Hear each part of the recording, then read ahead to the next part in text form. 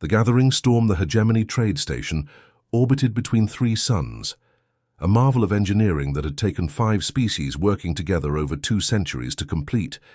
Inside its crystalline halls, representatives from 800 worlds conducted business that kept the Galactic Commerce Federation running smoothly. Today, however, something unprecedented was about to happen. Director Malthan adjusted his 6 eyes nervously as he reviewed the report for the 5th time. His species, the Vorthians, had managed the Federation's first contact protocols for 3,000 years. They had integrated hundreds of species into galactic society, from peaceful herbivores to aggressive predator races. But this new species, these humans from a small blue planet called Earth, presented something entirely different. Director, the human delegation has arrived, his assistant announced through the communication membrane. Malthan's scales shifted to a neutral gray, hiding his anxiety. He had studied everything they knew about humans. Bipedal mammals, relatively short lifespans, had only achieved faster-than-light travel 3 years ago.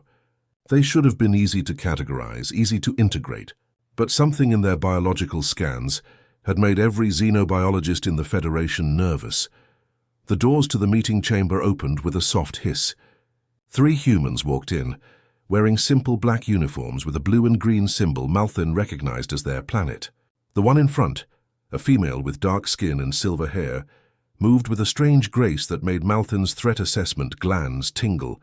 Behind her, 2 males flanked her position, their eyes constantly scanning the room. "Director Malthan," the woman said, her voice carrying through the universal translator with surprising warmth. "I am Ambassador Elena Vasquez, representing the United Earth Coalition. These are my colleagues, Dr. James Chen and Commander Alexei Volkov." Malthan rose from his seated position, his 4 legs moving in practiced synchronization. "Welcome to the Galactic Commerce Federation, Ambassador Vasquez. We are pleased to finally make formal contact with your species." The pleasantries continued for several minutes. The humans seemed relaxed, even friendly. They asked intelligent questions about trade regulations, showed interest in cultural exchange programs, and expressed enthusiasm about joining the galactic community. Everything was proceeding perfectly until Malthan made his first mistake. "Of course," he said, his translator conveying a tone of casual authority. "As a new member species, Earth will need to accept certain limitations. Your military capabilities will be capped at level 3. Your trade routes will be supervised by senior Federation members, and you'll need to provide biological samples from your population for our medical databases." The temperature in the room seemed to drop, though the environmental controls hadn't changed. Ambassador Vasquez's expression remained pleasant, but something in her eyes shifted. The 2 men behind her had gone completely still, like predators who had just spotted prey. "I see," Vasquez said slowly. "And these limitations, how long do they typically last?" "Oh, only 200 or 300 of your years," Malthan replied, missing the warning signs.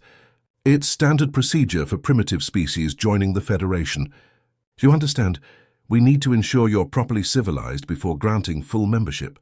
Dr. Chen leaned forward and whispered something in Vasquez's ear. She nodded slightly, then turned back to Malthan with that same pleasant smile that was beginning to make him deeply uncomfortable. "Director, I think there's been a misunderstanding," she said. "Earth isn't applying to join the Federation. We're here to establish whether the Federation is worthy of Earth's partnership." The silence that followed was deafening. Malthan's assistant literally changed colors in shock, cycling through purple, orange, and settling on a distressed yellow. In 3,000 years of first contact protocols, no species had ever suggested such a thing. I'm afraid I don't understand," Malthan stammered, his scales flickering between colors. "The Federation represents 800 worlds. We control trade routes across 60% of the galaxy. We have fleets numbering in the millions. Earth has, 12 ships capable of interstellar travel?" Commander Volkov spoke for the first time, his voice deep and measured. 14 ships, actually. But numbers aren't everything, Director. Malthan's threat glands were now actively secreting warning pheromones.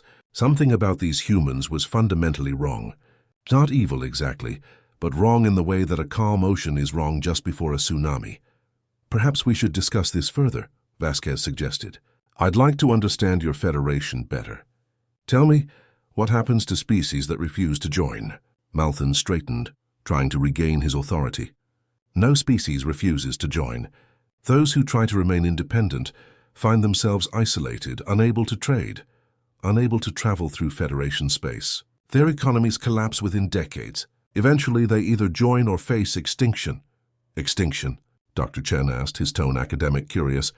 Has the Federation actually eliminated species for refusing membership? Not directly, Malthan admitted. But when the Kalari Consortium refused to join 500 years ago, we were forced to quarantine their sector.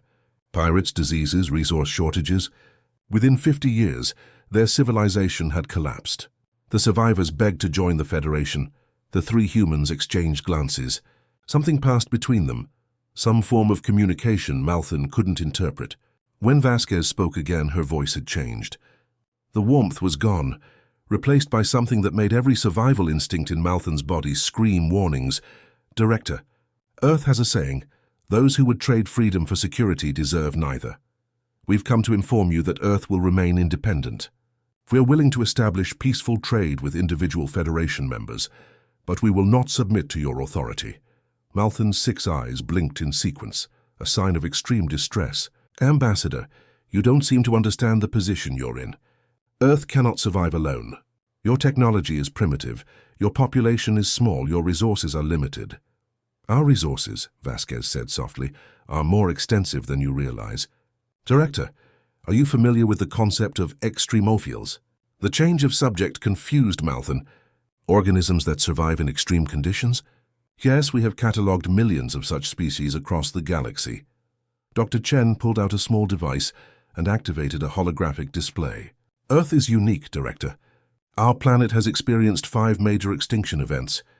Each time, life not only survived, but adapted in ways that should have been impossible. Our biology isn't just resilient. It's aggressively adaptive. The hologram showed various Earth organisms, bacteria that ate radiation, creatures that survived in boiling water, organisms that could hibernate for centuries. Then it showed something that made Malthan's blood freeze. A microscopic organism, beautiful in its simplicity, with a structure unlike anything in the Federation's databases. This, Dr. Chen continued, is what we call a Proteus virus. It doesn't exist naturally on Earth, we created it.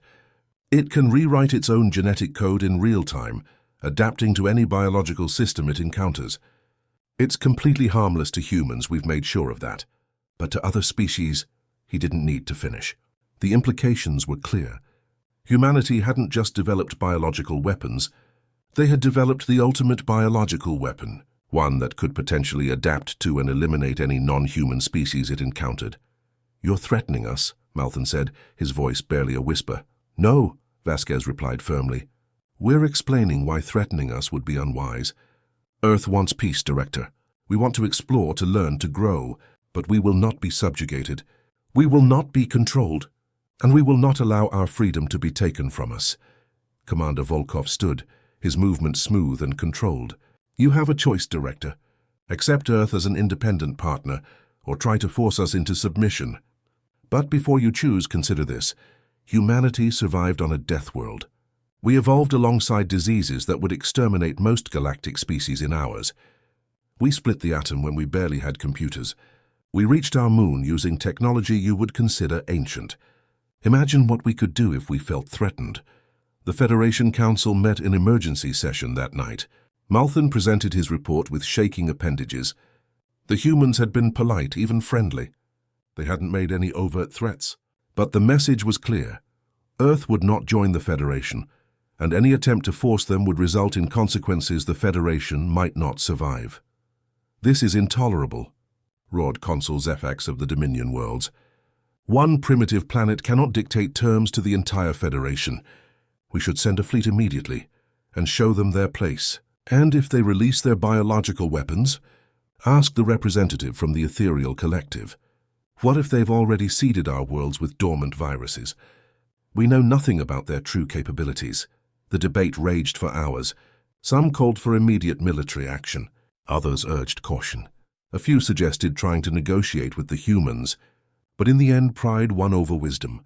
The Federation had maintained order in the galaxy for 10,000 years. They would not be intimidated by one small planet of primitives. The vote was called.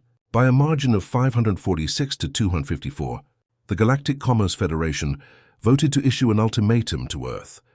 Join within 30 standard days or face complete isolation and potential military action. As the results were announced, Malthon felt a cold dread settling in his primary organs. He had looked into Ambassador Vasquez's eyes. He had seen something there that the others hadn't. Not fear, not anger, not even defiance. He had seen pity. The humans had known this would happen. They had prepared for it, and they had already chosen their response. The quiet withdrawal, the Federation's ultimatum, reached Earth on a Tuesday. By Wednesday, humanity had activated what would later be known as the Silent Protocol. No grand announcements were made. No threats were issued. Earth simply disconnected. Every human ship in Federation space turned around and headed home. Human diplomats politely excused themselves from their posts and departed. Trade agreements were cancelled, with apologetic messages. Within 72 hours, not a single human remained in Federation territory. Admiral Kosich of the 7th Fleet watched his tactical display with growing unease. His battle group of 40 ships had been assigned to establish a blockade around Earth's solar system. It should have been a simple intimidation mission. But as they approached the heliopause, every scanning device on every ship began showing the same thing. Nothing. What do you mean, nothing? Kosich demanded, his tentacles writhing with frustration. There's no electromagnetic radiation coming from the system, Admiral, his science officer reported. No radio waves, no laser communications, no energy signatures. It's as if the entire star system has gone dark. That was impossible. Stars didn't just stop emitting radiation. Planets with 6 billion inhabitants didn't just cease all communications. Yet their instruments showed exactly that. A perfect sphere of nothingness where Earth's solar system should be. Take us closer, Kosich ordered. Maximum scanning resolution. As the fleet approached, they hit something unexpected.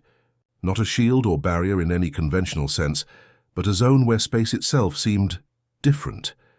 Instruments began giving contradictory readings. Navigation computers couldn't agree on their position. Some ships reported they were moving forward. Others insisted they were stationary. Then the hallucinations began. Crew members started seeing things that weren't there. Dead relatives walking the corridors, childhood homes superimposed over bulkheads, their deepest fears and greatest desires manifesting as reality. Within 6 hours, 3 ships had turned around and fled. Within 12, half the fleet was requesting immediate withdrawal. Admiral, the medical officer's voice crackled over the intercom. I have 17 crew members in critical condition. Their brains are... I don't know how to explain it. They're experiencing every moment of their lives simultaneously. If we don't leave soon, the damage could be permanent. Kosich ordered the retreat. As his fleet limped back to Federation space, he filed his report. Earth had somehow isolated itself behind a barrier that didn't just stop ships. It attacked the consciousness of anyone who got too close. The humans hadn't fired a single weapon, yet they had defeated one of the Federation's finest fleets. Meanwhile, across the galaxy, the real consequences of Earth's withdrawal began to manifest. It started small. The Vegan Prosperity Alliance noticed their crop yields dropping by 12%. Investigation revealed that a particular fertilizer compound, synthesized only on Earth, was no longer available. Alternative sources were found, but they were 30% more expensive. The Cetian Medical Consortium discovered that 3 of their most effective antibiotics relied on base compounds originally derived from Earth bacteria. Without human suppliers, they had to spend millions developing synthetic alternatives, and even those were only 70% as effective. Then came the cascade failures. Nobody had realized how deeply Earth's products had integrated into galactic society in just 3 years. Humans, it turned out, were exceptional at finding connections between disparate systems. They had developed thousands of small improvements to existing technologies, each one barely noticeable on its own, but together, forming a web of interdependence. The Rigel Transit Network discovered their navigation computers had been using a human-developed algorithm that reduced calculation time by 40%. Without updates from Earth, the algorithm began to degrade. Transit times increased, schedules fell apart, cargo shipments arrived late or not at. All the Andromedan Cultural Archive found that their universal translation matrices had incorporated human linguistic patterns that somehow made translations more intuitive across species. Without human input, misunderstandings increased, trade negotiations failed, diplomatic incidents multiplied. Director Malthorn watched the reports accumulate on his display with growing horror. In 3 years, humanity had somehow made themselves essential to hundreds of small but critical systems. It was as if they had studied the Federation's infrastructure and deliberately created dependencies that would only become apparent when removed. How did we not see this? He asked his chief analyst. Because each change was so minor, Director.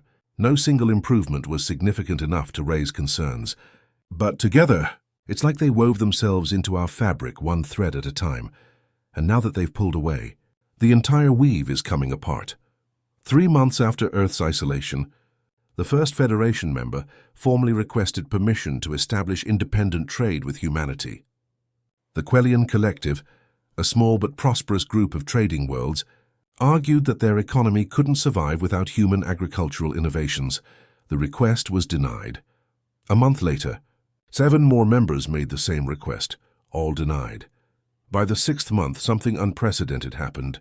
The Altarian Republic, one of the Federation's founding members, announced they were withdrawing from the Federation to establish relations with Earth. The Federal Council called an emergency session. Consul Zefax, who had been the strongest voice for military action, stood before the assembly visibly aged by stress. "The humans have not fired a single shot," he said, his voice heavy with defeat. "They have not invaded a single world. They have not threatened a single citizen. They have simply left. And somehow that is destroying us faster than any war could. We still have our fleets," insisted the warrior caste representative. "We can break through their barrier. We can force them to rejoin." "With what crews?" Malthorn asked quietly. 17 ships have attempted to breach the Earth barrier. All 17 had to retreat due to crew incapacitation. Whatever technology they're using doesn't just repel ships. It makes it impossible for our people to function. The debate raged for days. Some called for developing new weapons to break Earth's defenses. Others suggested trying to replicate human innovations without their help. A growing minority argued for accepting Earth's terms and recognizing their independence. Then, on the 7th day of debates, something extraordinary happened. Every communication screen in the council chamber activated simultaneously. Ambassador Vasquez's face appeared, older now, her silver hair longer, but her eyes still carrying that unsettling mixture of warmth and warning. "Members of the Galactic Commerce Federation," she began without preamble, "I am broadcasting this message through quantum entanglement relays that your scientists haven't discovered yet. We've been monitoring your debates, and I want to clarify something important." The council sat in stunned silence. Earth's barrier was supposedly impermeable, yet they were broadcasting as if distance meant nothing. "Earth doesn't want the Federation to collapse," Vasquez continued. "We have no interest in causing suffering or economic hardship. We simply want our freedom. Our analysis suggests that within 3 more months your supply chains will fail catastrophically. Within 6 months, 14 member species will face extinction-level resource shortages." She paused, letting the words sink in. "We don't want that. So I'm here to make you an offer. Recognize Earth's independence, establish treaties that respect our sovereignty, and we will resume limited trade. We'll provide the critical resources and knowledge your members need to survive. But we will never ever accept subjugation. Why should we trust you?" Consul Zefax demanded, forgetting that this was a recording. As if anticipating the question, Vasquez smiled. "You shouldn't trust us. You should trust mathematics. Our models show that attempting to force Earth into submission will result in the complete collapse of the Federation within 18 months. Accepting our independence will result in a stronger, more diverse galaxy within 50 years. The choice is yours." The transmission ended, leaving the council in chaos. Arguments erupted across the chamber. Some saw it as manipulation, others as mercy. But underneath all the shouting, a cold truth was settling in. The humans had calculated every possible outcome, and they had positioned themselves to win regardless of what the Federation chose. Malthorn stood slowly, his aged joints protesting. When he spoke, his voice carried the weight of centuries of experience. 3 years, he said quietly, causing the chamber to gradually fall silent. They've been among us for 3 years. In that time, they studied us, understood us, and found every weakness in our civilization. Not to conquer us, but to ensure we could never conquer them. He looked around the chamber at hundreds of species who had thought themselves masters of the galaxy. We thought they were primitives because they were new to space travel. We forgot that they survived on a world that should have killed them 1,000 times over. They didn't develop space travel because they were ready for the stars.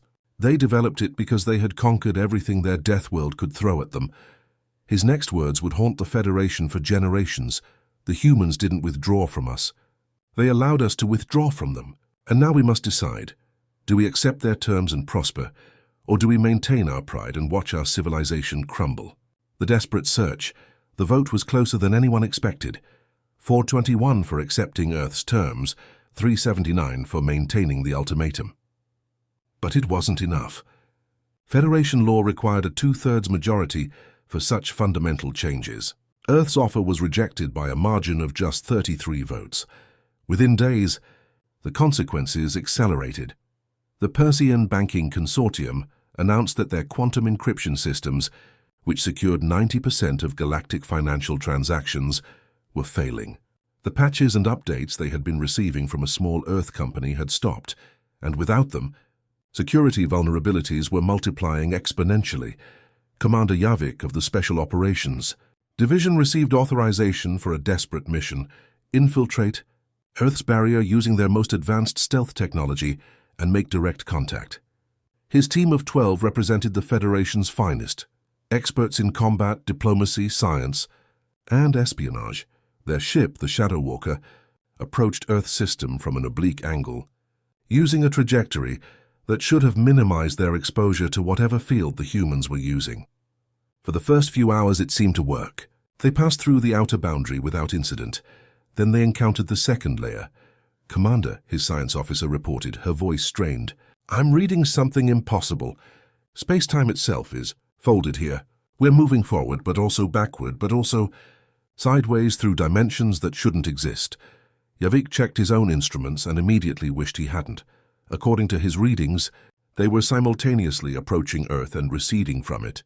They were in the year 2387, and also somehow in 1969. His ship's mass was both infinite and zero. "How are the humans doing this?" he whispered. His answer came from an unexpected source. The main view screen activated, showing not Ambassador Vasquez, but a young human male in a simple white coat. He looked like he might have been a scientist or teacher. "Commander Yavik," the human said pleasantly, "I'm Dr. Marcus Webb. I'm what you might call Earth's traffic controller for this region of space. I need to ask you to turn around. How are you maintaining this? Whatever this is?" Yavik demanded. Dr. Webb smiled. "Commander, has it occurred to you that humanity developed nuclear weapons before we developed microwave ovens? We discovered how to split atoms while still using vacuum tubes for computers. Our technological development path has been, shall we say, unconventional." He gestured, and the view screen split to show Earth as it was now. The planet looked the same from space, but Yavik's sensors were picking up something extraordinary. Energy readings that didn't match any known physics. Structures that existed in more than 3 dimensions. What looked like a network of pure thought, connecting every human mind on the planet. While the rest of the galaxy was perfecting faster-than-light travel and energy weapons, Webb continued, we were asking different questions. What is consciousness? How does observation affect reality? Can thought influence matter on a quantum level? Turns out when you evolve on a death world, your brain develops some interesting capabilities. You're saying this barrier is mental, psychic. Yavik couldn't hide his disbelief. Not exactly. It's a synthesis of consciousness and technology. Every human mind on Earth is contributing a tiny fraction of their awareness to maintaining this field. 6 billion minds, working in concert, creating a reality bubble that operates by rules we define. The implications were staggering. Humanity hadn't just developed advanced technology. They had developed a collective consciousness capable of rewriting the laws of physics in their local space. "We could teach you," Webb offered suddenly. "Not how to do what we do. That took us 50,000 years of evolution to achieve. But we could share other things, medical techniques that could extend the lifespan of every Federation species." Agricultural methods that could feed entire sectors with minimal resources. Energy generation that draws power from quantum fluctuations in vacuum. In exchange for what? Javik asked, though he already knew the answer. Recognition, respect, the right to choose our own path without interference. Before Javik could respond, alarms began screaming through his ship. His crew was collapsing one by one, their minds unable to process the contradictory realities they were experiencing. "I'm sorry, Commander," Webb said with genuine regret. "Your neural structures aren't adapted for this environment. You need to leave now or the damage will be permanent." Javik ordered the retreat. As the Shadow Walker fled Earth space, he compiled his report with shaking hands. Humanity wasn't just advanced. They were evolved in a direction the Federation had never imagined possible. They had turned their entire species into a living defensive system that couldn't be breached by any conventional means. Back at the Federation Council, his report caused an uproar. Collective consciousness? Thought-based reality manipulation. "This is absurd!" Consul Zephax slammed his appendage on the podium. "The sensor data confirms it," Malthan said quietly. He had been studying the readings for hours. "The humans have achieved something we thought was just theory. They've created a genuine noosphere, a sphere of human thought that has physical properties. Then we develop weapons to disrupt it," the warrior caste representative insisted. "Psychic dampeners, consciousness scramblers." "With what knowledge?" asked the ethereal collective speaker. "We don't even understand the principles they're using. It would be like asking a species that just discovered fire to build a quantum computer." The debates grew more desperate as the months passed. Federation members continued to hemorrhage away, establishing independent relations with Earth. Each departure weakened the Federation's position further. Then came the revelation that changed everything. A data archaeologist from the Historical Preservation Society discovered something in ancient records. Fragmentary transmissions from Earth dating back thousands of years. Radio signals that had been dismissed as primitive communication attempts. But when analyzed with modern translation matrices, they revealed something extraordinary. Humanity had been broadcasting their history to the stars for centuries. Every war, every mistake, every triumph, every failure. They had been telling the galaxy exactly who they were, and no one had been listening. The records showed civilization after civilization on Earth, rising and falling. Each time humans learned from their mistakes. They had practiced unification and division hundreds of times. They had survived plagues that killed 90% of their population. They had pulled back from the brink of nuclear annihilation multiple times. But most importantly, the records showed something the Federation had missed entirely. Every time humanity faced an external threat, they unified completely. Their differences disappeared. Their conflicts ceased. They became temporarily a single organism with a single purpose: survival. They've been preparing for us for centuries, Malthan realized with a mix of horror and admiration. They knew that someday they would encounter other civilizations, so they practiced. Every war taught them strategy. Every plague taught them adaptation. Every disaster taught them cooperation. And now, the Altarian representative added quietly, they've shown us that they can unite their entire species into a single defensive entity.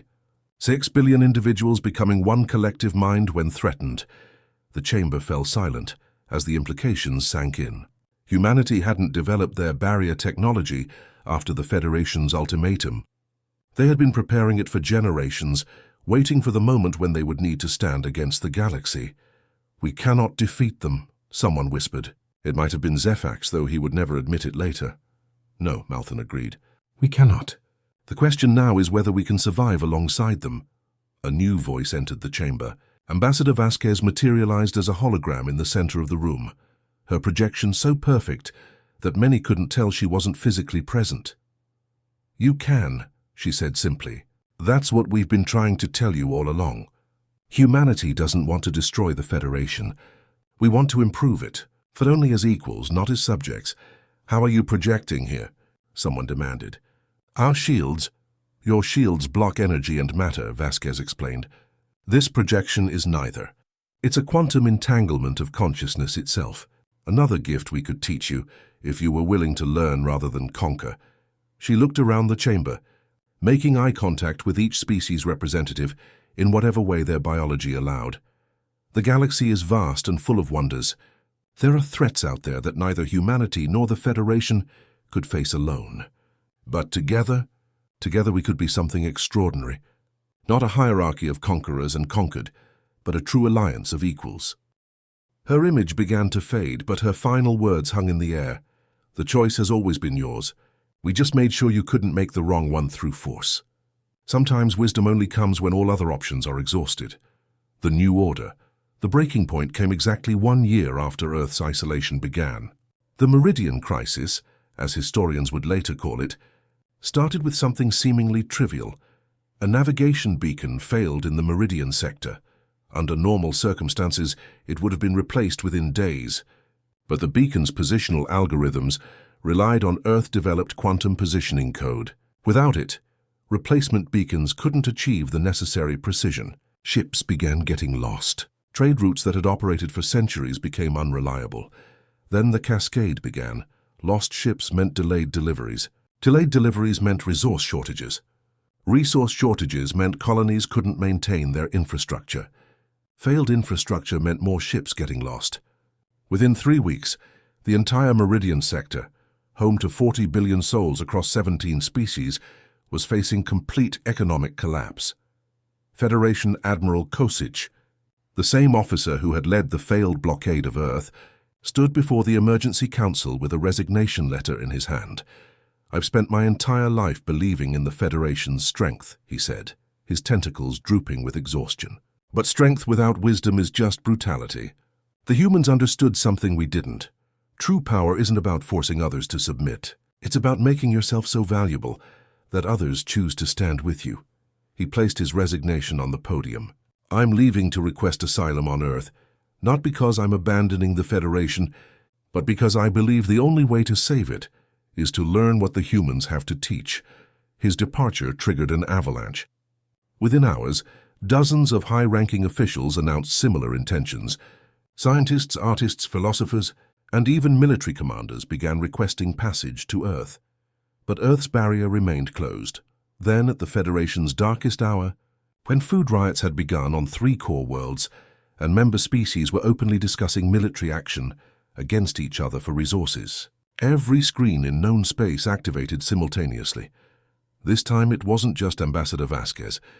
It was thousands of humans all speaking in perfect unison, not through technology, but through their collective consciousness. People of the galaxy, they spoke with one voice that was somehow both singular and plural. "We are humanity. We are one and we are many. We have watched your suffering and we take no joy in it. The time has come to choose a new path." The image shifted to show Earth, but not as anyone had seen it before. The planet glowed with a soft blue light, streams of consciousness visible as aurora-like patterns flowing across continents. Cities pulsed with collective thought. The entire world was alive in a way that transcended biological life. "We offer the galaxy a new paradigm," the collective humanity continued. "Not the Federation, not conquest, not subjugation. We offer the Commonwealth of Worlds. Every species sovereign, every culture respected, every voice heard. We will share our knowledge freely. We will trade fairly.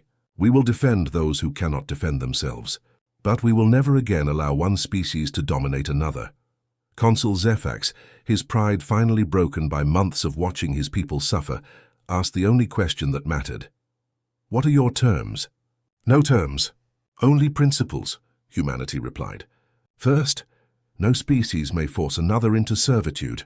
Second, knowledge must be shared for the benefit of all. Third, conflicts will be resolved through consensus, not force. Fourth, every world maintains absolute sovereignty over its own development. Fifth, the strong must protect the weak, not exploit them.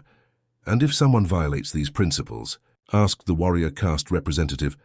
The human collective was silent for a moment, then spoke with a tone that sent chills through every being listening. "Then they will face the combined response of all Commonwealth members. Not conquest, but complete isolation. Not war, but absolute disconnection from the community of worlds. They will be alone in the vast darkness until they choose to rejoin civilization." The vote was called immediately. This time, there was no debate. The Federation dissolved itself by unanimous consent, and the Commonwealth of Worlds was born. Earth's barrier fell within the hour. What happened next would be remembered as the renaissance of the galaxy. Human ships emerged from their system, carrying not weapons but gifts. Medical databases that could cure diseases thought incurable. Agricultural techniques that could feed entire worlds from minimal land. Energy technologies that drew power from the quantum foam itself. But more than technology, they brought a new way of thinking. Dr. Marcus Webb established the first Consciousness Studies Institute on the former Federation capital world. Within a year, 3 species had developed their own forms of collective awareness. Not copies of humanity's noosphere, but unique expressions of their own evolutionary potential. Ambassador Vasquez, now bearing the title Commonwealth Coordinator, worked tirelessly to establish the new government. Unlike the Federation's rigid hierarchy, the Commonwealth operated on consensus networks. Decisions were made not by voting, but by finding solutions that every member could accept. It was slower than autocracy, but faster than democracy, and it prevented the domination of minorities by majorities. The Vorthians, Malthan species, became the first to fully integrate human consciousness linking technology with their own biology. The result was extraordinary. A species that could share memories and experiences across light years instantly. They became the Commonwealth's living historians, preserving the experiences of all member species for future generations. Commander Yavik, who had led the failed infiltration mission, returned to Earth as an official ambassador. He spent months learning to interface with the human noosphere, and while he could never fully join it, he could touch its edges. The experience, he reported, was like seeing the universe through 6 billion pairs of eyes simultaneously. "I understand now," he told the Commonwealth Assembly. Humans didn't develop this ability as a weapon. They developed it as survival. On a world where everything wanted to kill them, the only way to survive was to become something greater than individual beings. They learned to be both one and many, to maintain individuality while achieving unity. Within 5 years, the Commonwealth had grown to include not just the former Federation members, but dozens of species that had been too afraid to make contact before. The galaxy's economy not only recovered but flourished. Wars became increasingly rare as species learned to resolve conflicts through the consciousness-sharing techniques humanity had pioneered. But perhaps the most significant change was in humanity itself. Exposure to hundreds of alien cultures and ways of thinking had evolved the human noosphere in unexpected ways.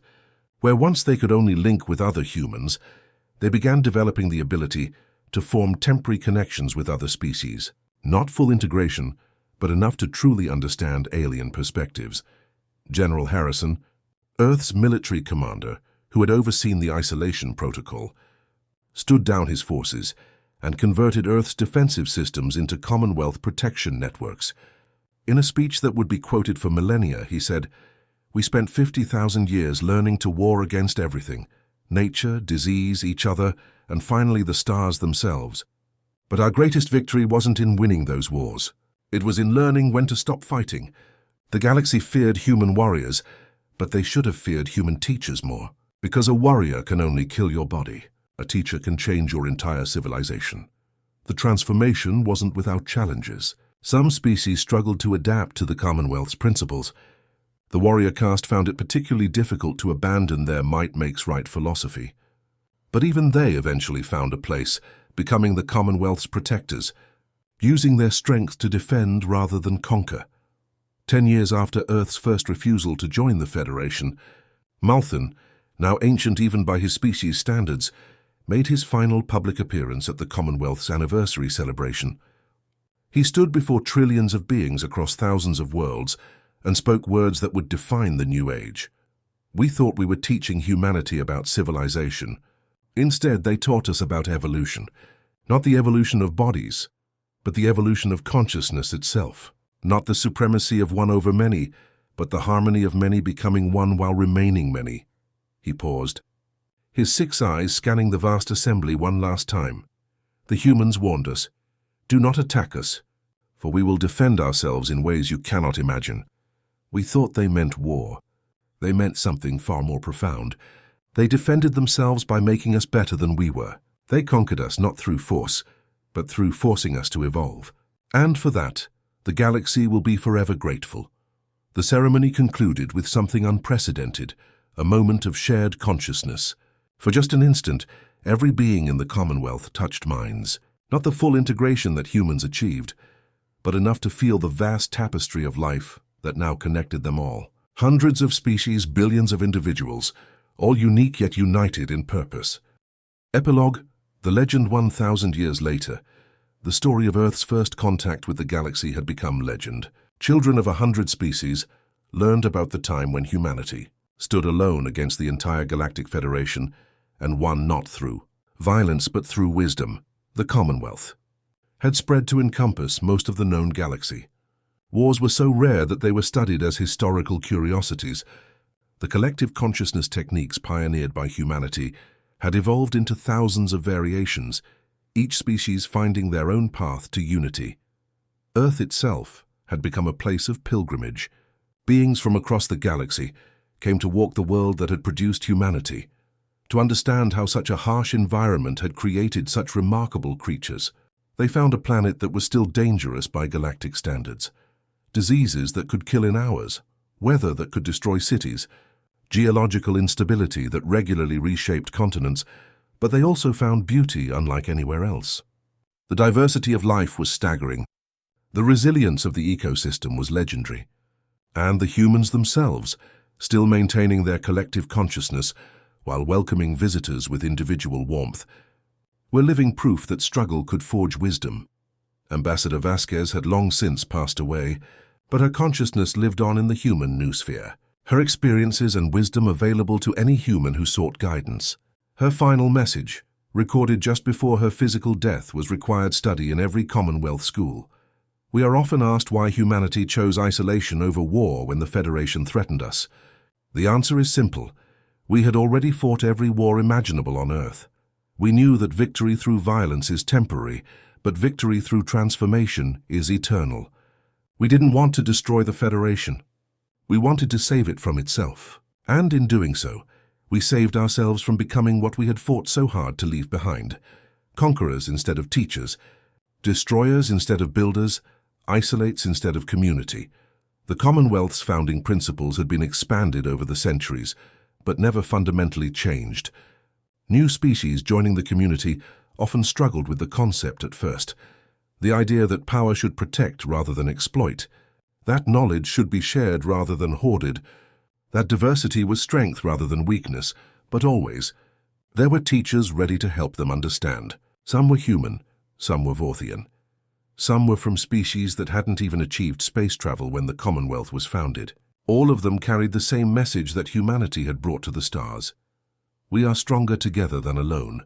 We are better when we lift others up than when we push them down. We are most human, or most whatever species we are, when we recognize that consciousness itself is the greatest gift in the universe, and it should be nurtured wherever it's found.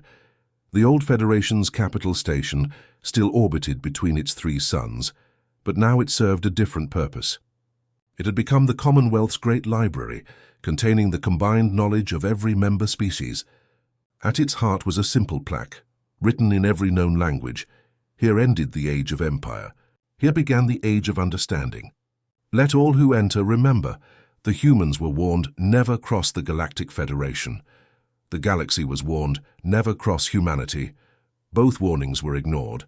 In that mutual defiance, civilization was reborn. May we never forget the price of pride or the power of humility.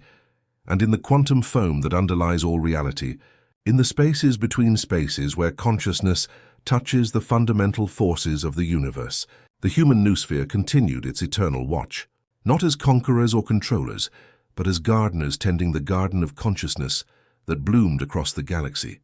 They had been warned not to cross humanity. The galaxy had laughed. But in the end, it wasn't humanity's wrath they needed to fear, it was humanity's compassion. For in forcing the galaxy to evolve beyond violence, humanity had achieved the ultimate victory. They had made themselves not rulers, but indispensable partners in the grand experiment of conscious existence. The hunt that the galaxy had feared never came.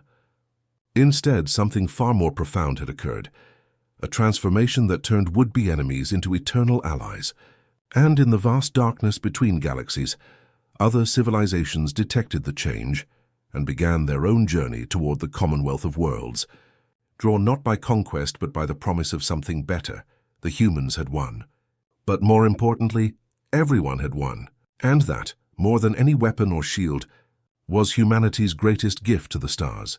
The proof that victory and compassion were not opposites but partners in the dance of civilization. As new species continued to discover the Commonwealth, they all heard the same story, how one small planet had stood against an empire and won by refusing to fight, how isolation had become transformation, how humanity's greatest weapon had turned out to be their willingness to share everything they were with anyone willing to learn. And always the legend ended with the same truth. The galaxy had been warned about humanity. They simply hadn't understood that the warning was also a promise. Cross humanity, and they will change you forever. Not through conquest, but through showing you what you could become. The hunt the galaxy feared had indeed begun when humanity was threatened. But it wasn't a hunt for revenge or domination. It was a hunt for something far more dangerous to the old order: potential. Human consciousness had spread across the stars, not as a plague but as an awakening, hunting down ignorance, prejudice, and tyranny wherever they hid. In the end, the galaxy's laughter had turned to gratitude. They had crossed humanity and discovered not destruction but transcendence. The warning had been real, the consequences severe. But the outcome had been more beautiful than anyone could have imagined. Earth stood now not as a conqueror, but as a teacher. Not as a master, but as a partner. Not as an endpoint, but as a beginning. And across the Commonwealth, in 1,000,000 different languages and 1,000 different forms of consciousness, the same understanding echoed. Humanity had indeed hunted them forever, hunted them away from their worst selves and toward their best potential. It was a hunt that would never end, because evolution itself never ends, and in that eternal pursuit of betterment, the galaxy had found not just survival but purpose. The story was complete, but the journey had just begun.